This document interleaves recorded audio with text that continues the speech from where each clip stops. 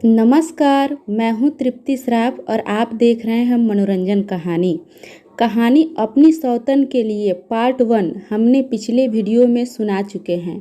आज हम सुनाएंगे पार्ट 2 की कहानी कि आगे क्या होता है। तो चलिए कहानी को शुरू करते हैं।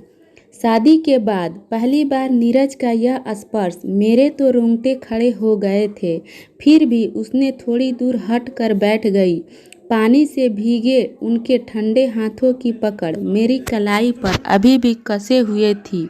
मैं इस प्रश्न का एहसास को अपने अंदर समाहित कर रही थी। नीरज ने अपना गीला सिर मेरे कंधों पर रख दिया और उसके हाथों ने कलाई छोड़कर मेरी कमर को घेर लिया। वह कुछ बुदबुदा रहा था। उसकी आवाज़ स्पष्ट नहीं थी। शायद मैं ही सुनना नहीं चाह रही थी, मालूम नहीं। नीरज के बालों से गिरते पानी ने मेरी नाइटी को भिगो दिया था।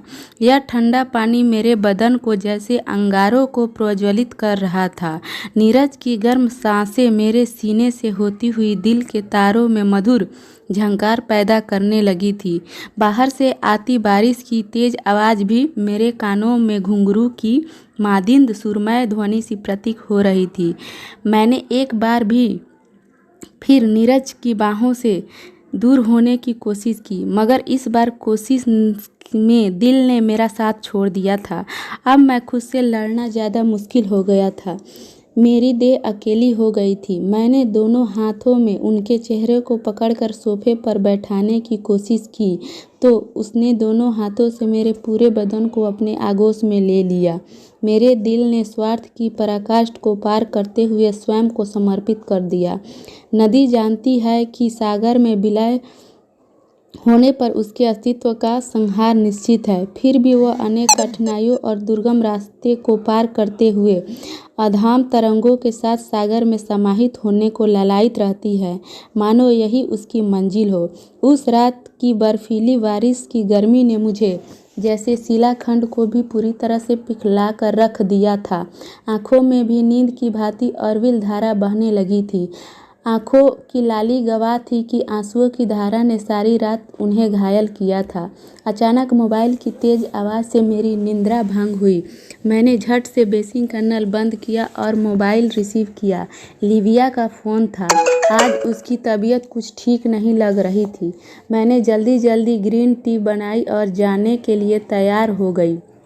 घर से निकलते वक्त जब मैंने अपना पर्स उठाया तो नीरज के लिए लिखा गया सॉरी का कागज़ मोड़कर अपने पर्स में रख लिए। विश्वविद्यालय पहुंचकर कैंटीन में कामों में इतना मशगूल हो गई कि कोई भी बात मेरे दिमाग में नहीं रहा। शाम को जब मैं निकली तो फिर वही सब कुछ मेरे दिमाग में गूंजने लगा और मैं सीधे नीरज के फ्लैट पर जा पहुंची। नीरज उस वक्त कहीं जाने की तैयारी में था। उसके हाथ में एक बड़ा सा बैग भी था। यह क्या है? तुम कहीं जा रहे हो? कनिका, मैं अस्पताल जा रहा हूँ। आज सुबह शाहीन बाथरूम से फिसल कर गिर गई है। उसका मिस कैरेज हो गया है। क्या? और तुम मुझे अब बता रहे हो? सुबह क्यों नहीं बताया? कल रात मैंने बहुत ज़्यादा शराब पी ली थी और सारी रात तुम्हारे घर पर ही रहा। अपनी फ्लैट में काफ़ी देर से पहुंचा मैं और सब कुछ इतना अचानक हो गया कि तुम्हें बताने का समय ही नहीं मिला। नीरज की आवाज़ में दुख और पश्चाताप झलक रहा था। ठीक है, जल्दी चलो, मुझे भी शाहीन को देखना है, मैंने नीरज की बात काटते हुए कहा और अपने हाथों से बैग ले लिया। अस्पताल के नियमानुसार हमने शाहीन के कमरे में तो नहीं जाने दिया गया, मगर डॉक्टर ने एक बड़े से स्क्रीन पर हमें उसकी स्थिति दिखा दी। शाहीन अभी बेहोश थी। पेट के बल गिरने के कारण उसके अंदर से गहरी चोट आई हुई थी और उसके भ्रूण की मृत्यु हो गई थी। उसकी पत्नी ने अब जल्दी माँ बनने के चांसेस बहुत कम हैं, इसीलिए आप उसके ऊपर अभी माँ बनने का दबाव ना डालें, डॉक्टर ने बोला। तो बेहतर होगा। फ्रेंच भाषा में बोले गए डॉक्टर के इस कथन के मर्म को मैं बिल्कुल समझ गई थी। अवश्य, नीरज ने भी फ्रेंच में बोलकर डॉक्टर का आश्वस्त किया और हम लोग वहां से निकल पड़े।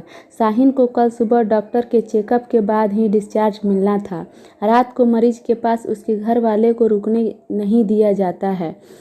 नियम नहीं था, इसीलिए हम लोग घर वापस आ गए। रास्ते में नीरज ने बस इतना ही कहा कि पिछले 2 दिनों से शाहीन बहुत परेशान थी। वह मुझे बार बार तुमसे तलाक लेने और शादी करने के लिए दबाव डाल रही थी। मैंने भी निसंकोच कह दिया कि तुम जब चाहो इस प्रतिक्रिया को पूरी कर सकते हो, मेरी तरफ से कोई ऐतराज़ नहीं है। उसके बाद रास्ते भर हम दोनों की खामोशी ही थे। मैंने 1-2 बार नीरज की आंखों में देखा भी था, मगर उसके भाव विहीन चेहरे को देखकर मुझे कोई और शब्द नहीं सूझा। वह मुझे फ्लैट तक छोड़ने आया तो मुझे उससे डिनर पूछने के लिए भी हिम्मत नहीं हो रही थी। ना जाने क्यों मुझे ऐसा लग रहा था मानो मैंने कोई बहुत बड़ी गलती कर दी हो, वह भी जानबूझकर। अगले दिन शाहीन घर आ गई। मैंने 1 हफ्ते की छुट्टी ली और शाहीन की सेवा करने लगी। नीरज ने मुझे मना किया, लेकिन मुझे ऐसा लग रहा था शायद मैं शाहीन की सेवा करके अपनी गलती का पश्चाताप कर पाऊंगी। शाहीन बहुत कमज़ोर हो गई थी। बच्चा खोने के गम में उसे और भी ज़्यादा मानसिक संताप सहन करना पड़ रहा था। शाहीन को बिल्कुल भी अंदाज़ा नहीं था कि मैं उसका इस तरह से ख्याल रखूंगी। शायद इसीलिए मेरे प्रति उसका व्यवहार धीरे धीरे परिवर्तित हो रहा था। वह मेरी एक अच्छी दोस्त बन चुकी थी। अभी कुछ ही दिन हुए थे शाहीन और मेरी दोस्ती की कि मुझे हमारी दोस्ती टूटने के कगार नज़र आने लगी। मुझे अपने भीतर एक अंकुर का एहसास होने लगा और मुझे यह लगने लगा कि नीरज अब यह अंश कहीं शाहीन और नीरज के बीच तकरार न पैदा कर दे। मैं काफ़ी बेचैन थी और मैंने अपनी इस बेचैनी को नीरज से अपने हाल के बारे में सब कुछ बयान कर दिया और नीरज ने शाहीन को बता दिया। मेरी आशा की विपरीत शाहीन ने सकारात्मक प्रतिक्रिया दी। मेरे पांव भारी होने की खबर सुनते ही शाहीन दौड़ी दौड़ी मेरे पास आई और बोली, क्या हुआ? मैं नीरज के बच्चे को जन्म नहीं दे पाई। नीरज पिता बनने वाले हैं। मेरे लिए यही खुशी की बात है। वैसे भी उसकी पत्नी तुम ही हो, उसकी ब्याता तुम हो। मैं तो उसके लिए कुछ करना चाहती थी, परंतु समय की नज़ाकत को समझते हुए उसे कोई भी जवाब नहीं दिया। नीरज भी इसी प्रकार की प्रतिक्रिया देने में सदैव बचता रहा, लेकिन मेरा ख्याल रखने में उसने कोई कोताही नहीं की। शाहीन तो कुछ ज़्यादा ही उतावली हो रही थी बच्चे को देखने के लिए। उसका ज़्यादातर समय मेरे ही फ्लैट में आकर बीतने लगा था। सारा दिन बच्चे के पैदा होने के बारे में बातें किया करती थी, मानो वह स्वयं माँ बनने वाली हो। बच्चे के लिए उसका और नीरज का उत्साह देखते ही बनता था। मैंने नीरज को इतना खुश कभी नहीं देखा था। शाहीन अक्सर यह बात कहा करती थी कि मैं भी नोटिस कर रही थी। नए मेहमान के आगमन के लिए दोनों ने ढेर सारी तैयारी कर रखी थी। 36वां सप्ताह शुरू हो चुका था। नीरज ने अस्पताल से मेरे रजिस्ट्रेशन करवा रखा था। डॉक्टर के मुताबिक अब मैं किसी भी वक्त मां बन सकती थी। नीरज ऐसे समय में मुझे छोड़ना नहीं चाहता था, मगर उसे अचानक ऑफिस के काम से टोरंटो जाना पड़ा और उसी रात मुझे लेबर पेन शुरू हो गया। शाहीन ने एम्बुलेंस बुलवाकर तुरंत मुझे अस्पताल पहुंचाया। मैंने नीरज की ही एक खूबसूरत सी प्रतिकृति को जन्म दिया। शाहीन खुश थी कि फूली नहीं समा रही थी और नीरज तो अपनी बेबसी पर छटपटा रहा था। उसका बस चलता तो वह अभी भी अपने बच्चे के पास आ जाता। स्काइप पर देखने के बाद उसका मन अपने बच्चे को गोद में लेने के लिए और ललायित होता जा रहा था। तुम सोच भी नहीं सकती कनिका कि आज तुमने हम दोनों को कितना खुशी दी है। आज मुझे ऐसा लग रहा है जैसे मैं माँ बनी हूँ। शाहीन की आंखों में आंसू और चमक थी। ऐसे में नीरज फपक पड़ा जब उसने पहली बार अपने बेटे को गोद में लिया और सीने से लगाया। बच्चे के प्रति नीरज का यह प्यार देखकर मुझे ऐसा लगा मानो आज मुझे वह सब कुछ मिल गया जिसकी मैं अधिकारिणी थी। मगर अगले ही पल मेरे कानों में नीरज की वह फुसफुसाहट गूंजने लगी और मेरे चेहरे की रंगत फीकी पड़ गई। सहसा मेरे आंखों से आंसू छलक आए। तुम्हें क्या हुआ कनिका, रो क्यों रही हो? शाहीन ने मेरे आंसू पोंछते हुए कहा। कुछ नहीं, अब तक मैं खुद को सबसे बड़ा बदनसीब समझ रही थी, मगर आज मुझे पता चला कि कितनी खुशनसीब हूँ, क्योंकि मेरे पास तुम्हारे जैसी बहन और नीरज जैसा दोस्त है। नीरज को दोस्त कहने में ना जाने क्यों मेरी जबान लड़खड़ा रही थी। मुझे शर्मिंदा मत करो कनिका, मैंने हमेशा तुम्हें अपना प्रतिद्वंद, अपना सौतन समझा है, तुम्हारे साथ बुरा बर्ताव किया है, लेकिन सही मायने में तो मैं तुम्हारी सौतन ही थी। फिर भी तुमने मुझे अपनी बहन समझा और और मेरे लिए इतना कुछ किया, वरना इस परदेश में कौन करता है इतना किसी के लिए। नीरज से तुम्हारी शादी हो जाने के बावजूद मैंने हमेशा नीरज को तुमसे दूर ही रखा। मुझे माफ़ कर दो कनिका।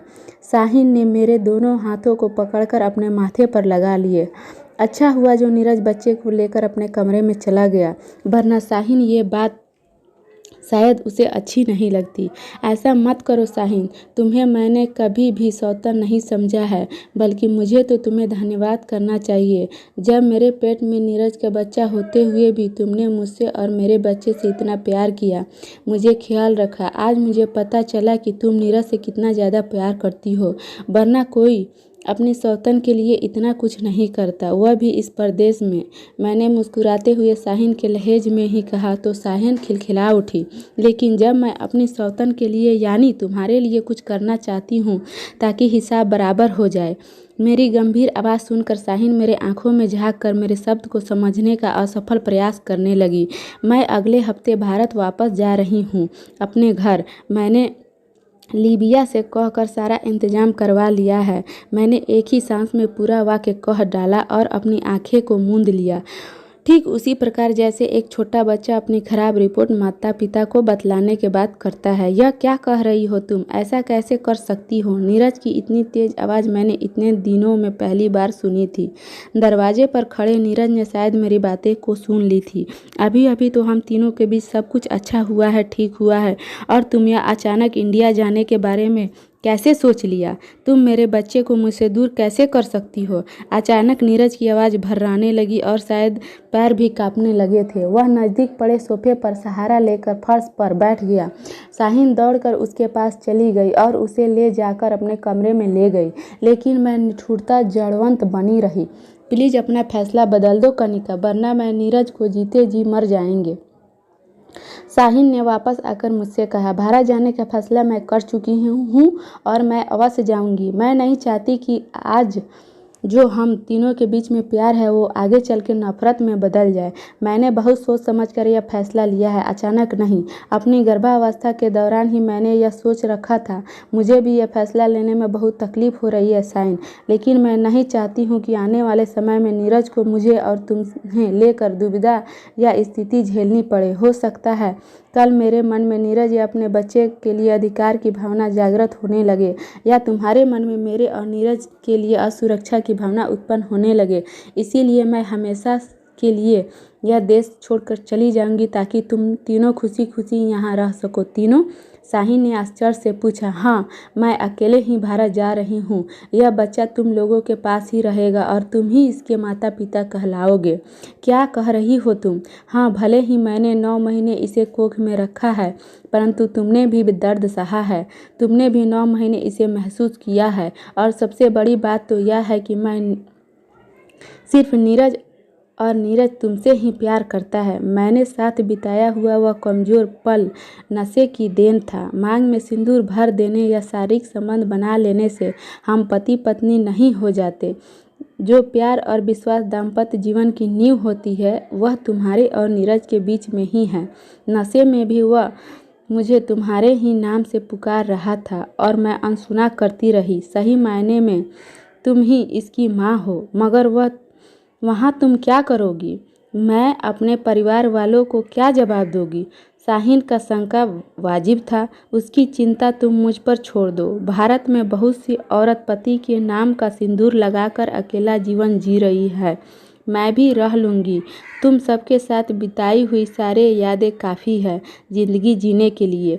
साहिन ने मुझे गले से लगा लिया। सच कनिका, तुम महान हो, वरना इतना कौन करता है अपनी सौतन के लिए। कहते हुए साहिन मुझसे लिपट गई। वीडियो देखने के लिए आपका बहुत बहुत धन्यवाद। मेरे चैनल को सब्सक्राइब कर दीजिए, बेल आइकन के घंटी को दबाकर प्रेस कर लीजिए। मैं हमेशा ही ऐसे ही प्रेरणादायक अच्छी अच्छी कहानियाँ लाती रहती हूँ ताकि आप लोगों को सुनने के लिए मिले। और अभी तक आपने मेरे जितने भी ऑडियो सुना उसके लिए बहुत बहुत धन्यवाद।